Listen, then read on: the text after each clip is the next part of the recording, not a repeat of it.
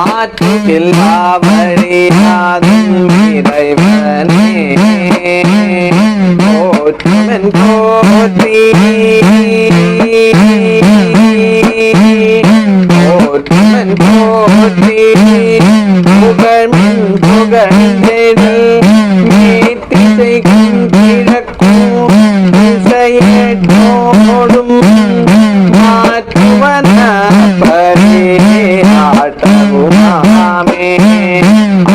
തിരുമൂലദേവന്റെ തിരുമന്ത്രം 4-ാം തന്ത്രം കഴിഞ്ഞ ദിവസം നാം കണ്ടു കഴിഞ്ഞതാണ്. ഇനി തിരുമന്ത്രത്തിലെ 5-ാം തന്ത്രത്തിലേക്ക് നാം കിടക്കുകയാണ്. തിരുമന്ത്രത്തിലെ 5-ാം തന്ത്രം വാതുളാഗമം എന്ന് പറഞ്ഞൊരാഗമത്തിൻ്റെ രത്നചുരുക്കമാണ്.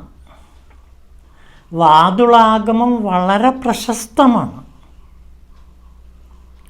വാതുളാഗമത്തിലാണ് ശൈവത്തെക്കുറിച്ചിട്ടുള്ള വളരെ വിശദമായ ചർച്ചകൾ നടക്കുന്നത്. ശരിക്കും പിന്നീട് ശൈവ സിദ്ധാന്തം രൂപപ്പെട്ടു വരുന്നത് ഈ വാതുളാഗമവുമായി ബന്ധപ്പെട്ടിട്ടാണ്.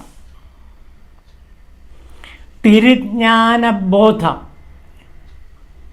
പിന്നീട് വളർന്ന് വലുതാകുന്നത് വാതുളാഗമവുമായി ബന്ധപ്പെട്ട ഈ 5-ാം തന്ത്രത്തെ ബേസ് ചെയ്തിട്ടാണ്. അതുകൊണ്ട് വളരെ പ്രധാനപ്പെട്ടതാണ് വാതുളാഗമം.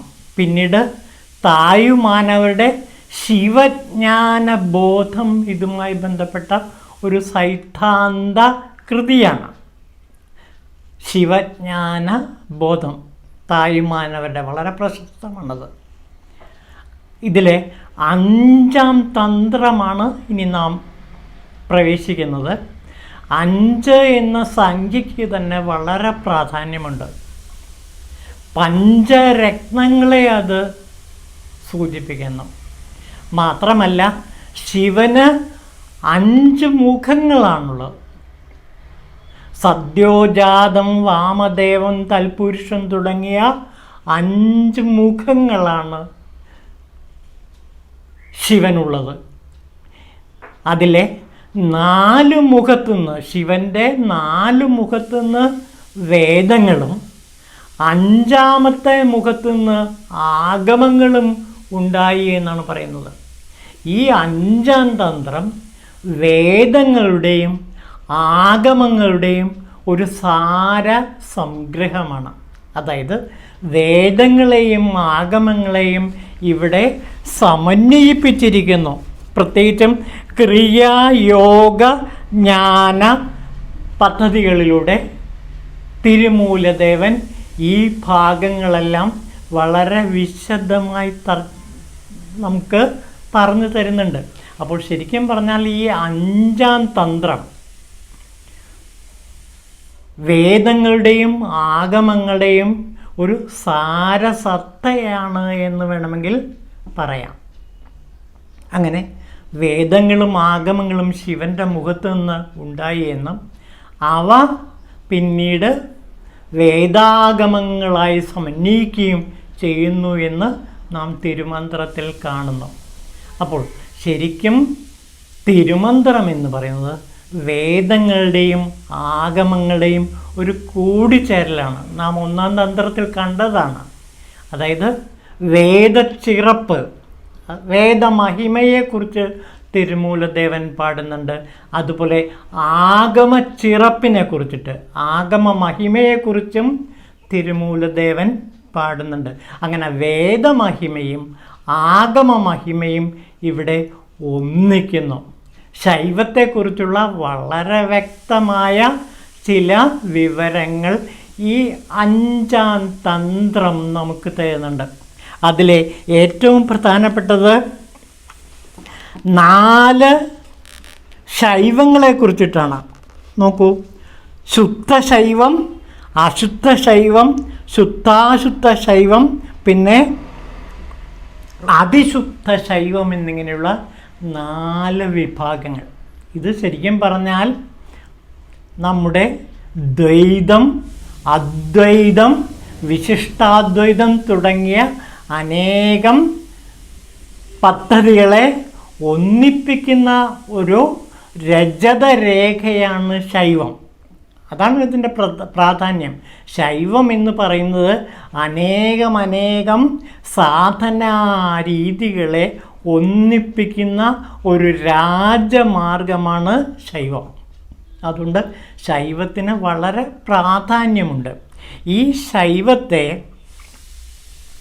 എന്താണ് ശൈവം എന്ന് തിരുമൂലദേവൻ ഇവിടെ വ്യക്തമാക്കുന്നു.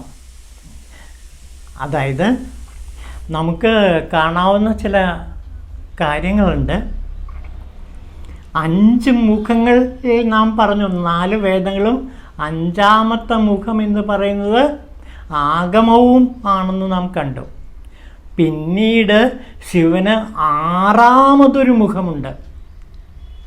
ആ 6ാമത്തെ മുഖം ഉള്ളിലാണ് സ്ഥിതി ചെയ്യുന്നത്. അതിനെ ഉള്ളുണർവ് എന്നാണ് തമിഴ് സിദ്ധാന്തത്തിൽ പറയുന്നത്. ഉള്ളുണർവ്. ഈ ഉള്ളുണർവിൻ്റെ പ്രതീകമാണ് അറുമുഖനായ സുബ്രഹ്മണ്യൻ. എല്ലാവിധ ജ്ഞാനങ്ങളുടെയും ഉറവിടമായ സുബ്രഹ്മണ്യൻ. ഈ മകനാണ് പിതാവിന് തന്നെ ഈ ഉപദേശങ്ങളെല്ലാം നൽകുന്നത്. രസകരമായൊരു സംഭവം തമിഴകത്ത് ഇപ്പോഴും പ്രചാരത്തിലുണ്ട്. അതായത് സുബ്രഹ്മണ്യൻ എന്ന ശിവൻ്റെ മകനെ ഭഗവാൻ ശിവൻ വലത്തെ തോളിൽ എടുത്തു വയ്ക്കുന്നു. ആ വലത്തെ തോളിൽ ഇരുന്നു കൊണ്ടാണ് ശിവന് ഈ വേദങ്ങളും ആഗമങ്ങളും എല്ലാം അതിൻ്റെ രഹസ്യങ്ങളും ആ ജ്ഞാനത്തിൻ്റെ ഏറ്റവും അത്യുന്നതമായ തലം വിവരിച്ചു കൊടുക്കുന്നത്. അപ്പോൾ ഭഗവാന് തോന്നി ഇത് തനിക്ക് മാത്രം കിട്ടിയാൽ പോരാ, തൻ്റെ ഭാര്യയായ പരമേശ്വരിക്കും കിട്ടണം എന്ന് ആഗ്രഹിച്ചു. അങ്ങനെ സുബ്രഹ്മണ്യൻ എന്ന ആ കുഞ്ഞിനെ ഭഗവാൻ ശിവൻ ഇടത്തെ തോളിലേക്ക് മാറ്റിയിരുത്തുന്നു. അപ്പോൾ കുട്ടി ചോദിക്കുന്നുണ്ട് അച്ഛനോട്, എന്താണ് എന്നെ ഇടത്തെ തോളിലേക്ക് മാറ്റിയിരുത്തിയത്, വലത്തെ തോൾ വേദനിച്ചിട്ടാണോ എന്ന് ചോദിക്കുമ്പോൾ പിതാവ് പറയുന്നുണ്ട്, മകനെ അത് നിൻ്റെ അമ്മയ്ക്ക് കൂടി, ഇടതുവശം ആരാ, പാർവതി ദേവിയാണ്, അതുകൊണ്ട് അമ്മയ്ക്ക് കൂടി ഇതിൻ്റെ പ്രയോജനം കിട്ടട്ടെ എന്ന് കരുതിയിട്ടാണ് ഞാൻ ഇടത് തോളിൽ നിന്നെ കൊണ്ട് നിർത്തിയത് എന്ന് പറയുന്നൊരു കഥ തമിഴകത്ത് ഇന്നും പ്രചാരത്തിലുണ്ട്. അപ്പോൾ ഉള്ളുണർവിൻ്റെ പ്രതീകമാണ് സുബ്രഹ്മണ്യൻ. ഈ ശൈവ സിദ്ധാന്തത്തിലെ ശൈവ സിദ്ധന്മാരിൽ 18 സിദ്ധന്മാർ മാത്രമല്ല മറ്റ് പല സിദ്ധന്മാരും മുരുകനെ അതുകൊണ്ട് വളരെ പ്രാധാന്യം കൊടുത്ത് ഭജിച്ചിരുന്നു. ജ്ഞാനത്തിൻ്റെ പ്രതീകമാണ്, അല്ലെങ്കിൽ ജ്ഞാനത്തിൻ്റെ ശിവമുഖമാണ് സുബ്രഹ്മണ്യൻ. സുബ്രഹ്മണ്യൻ്റെ കയ്യിലൊരു വേലുണ്ട്. ആ വേല് ജ്ഞാനത്തിൻ്റെ സിമ്പലാണ്. ആ ജ്ഞാനത്തിൻ്റെ സിമ്പൽ, ആ സിമ്പലിനൊരു പ്രത്യേകത കൂടിയുണ്ട്. വേല് നമ്മുടെ ഷടാധാരങ്ങളുമായിട്ട്, അതായത് ആ സുഷുമ്നയും നാഡിയുടെ പ്രതീകം കൂടിയാണ് വേല്. ആ നട്ടല്, ആ നട്ടലിൻ്റെ അടിഭാഗം മൂലാധാരവും അതിൻ്റെ മുകൾ ഭാഗം സഹസ്രാരവുമാണ്. അപ്പോൾ കുണ്ടലിനി ശക്തി മൂലാധാരത്തിൽ ഓമിനോടൊപ്പം പ്രണവത്തോടൊപ്പം നിദ്ര കൊള്ളുന്ന കുണ്ടലിനി ശക്തിയെ ഉണർത്തി സഹസ്രാരത്തിലെത്തിക്കുന്ന ഒരു ജ്ഞാനമാർഗം ഭഗവാൻ സുബ്രഹ്മണ്യൻ നമുക്ക് ഉപദേശിച്ചു തരുന്നുണ്ട്. അതുകൊണ്ട് എല്ലാ സിദ്ധന്മാരും മുരുകനെ വളരെയേറെ പ്രീതിപ്പെടുത്തി ഭജിച്ച് അദ്ദേഹത്തിൻ്റെ സാധനാക്രമങ്ങൾ പിന്തുടർന്നിരുന്നു. അതിൽ നമുക്ക് ഏറ്റവും അറിയാവുന്ന ഒരാളാണ് ആദിമ ഗുരുവായ അഗസ്ത്യ മഹർഷി. അഗസ്ത്യ മഹർഷിക്ക് എല്ലാ വേദങ്ങളും പറഞ്ഞു കൊടുത്തത് മുരുകനാണെന്ന് പറയപ്പെടുന്നു. അതുപോലെ ഭോഗര്, മഹാസിദ്ധനായ ഭോഗർക്ക് ജ്ഞാനം നൽകിയതും ഈ മുരുകനാണ് എന്ന് പറയുന്നു. അദ്ദേഹം മുരുകപ്രതിഷ്ഠ പഴനിയിൽ നടത്തിയതായി, നവപാഷാണ ശില കൊണ്ട് മുരുകപ്രതിഷ്ഠ നടത്തിയതായിട്ട് പറയുന്നു. അപ്പോൾ മുരുക ഭക്തി കൊണ്ട് നിറയാൻ കാരണം, തമിഴകം അല്ലെങ്കിൽ ദ്രാവിഡ ദേശം മുരുക ഭക്തി കൊണ്ട് നിറയാൻ കാരണം ഈ ജ്ഞാനത്തിൻ്റെ ഉദയമാണ്. ഉള്ളിലെ ജ്ഞാന ഉണർവ്. ആ ഉള്ളിലെ ജ്ഞാന ഉണർവിനെ കുറിച്ചിട്ട് തിരുമൂലദേവൻ ഒരിടത്ത് പറയുന്നുണ്ട്. നമുക്കതൊന്ന് നോക്കി കാണാം. നോക്കൂ, എന്താണ് ആ ഉള്ളുണർവ്? അതായത് ശൈവം. അതിനെയാണ് ശൈവം എന്ന് പറയുന്നത്. ആ ഉള്ളുണർവാകുന്ന ശൈവം എന്താണെന്ന് തിരുമൂലദേവൻ വ്യക്തമാക്കുന്നുണ്ട്. 6-ാം തന്ത്രത്തിൽ താനെൻ്റെ അവനെന്ന് തുടങ്ങുന്ന ഒരു മന്ത്രമുണ്ട്. ഞാനതിൻ്റെ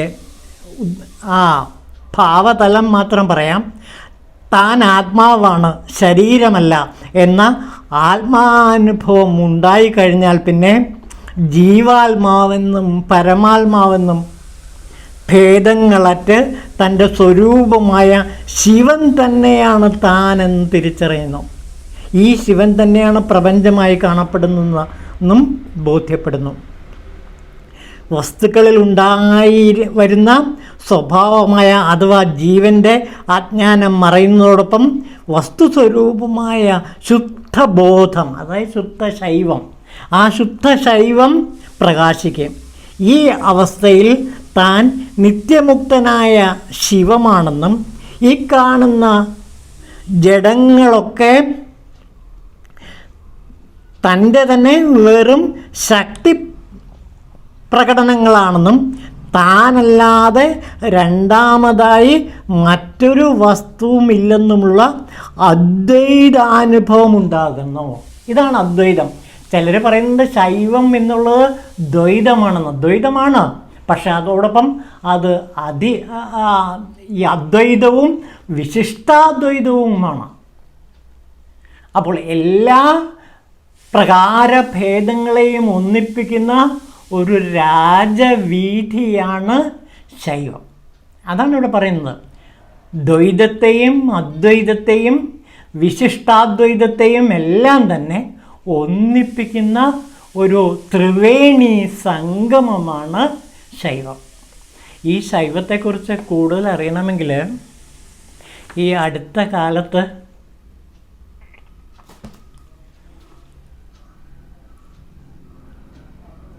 ശ്രീ രവിശങ്കർ കുറച്ച് കാര്യങ്ങൾ പറയുന്നുണ്ട്. ഗുരുദേവ് ശ്രീ രവിശങ്കർ സത്യാന്വേഷിക്കൊരു വഴികാട്ടി എന്ന ഗ്രന്ഥത്തിൽ ശിവനാണ് നിങ്ങളുടെ സഹജ സ്വഭാവം എന്ന് പറയുന്നുണ്ട്. ശിവനാണ് നിങ്ങളുടെ സഹജ സ്വഭാവമെന്ന് വളരെ വ്യക്തമാക്കുന്നുണ്ട്. നമുക്ക് അത് അടുത്ത ദിവസം ആ ഭാഗങ്ങൾ നോക്കി കാണാം. ഗുരുജി പറയുന്ന ആ ശിവ അദ്വൈതമാകുന്ന ശൈവത്തെക്കുറിച്ചിട്ട് ഗുരുദേവ് ശ്രീ രവിശങ്കർ എന്താണ് പറയുന്നതെന്ന് അടുത്ത വീഡിയോയിൽ ഞാനത് വിശദീകരിക്കാം. ഇത്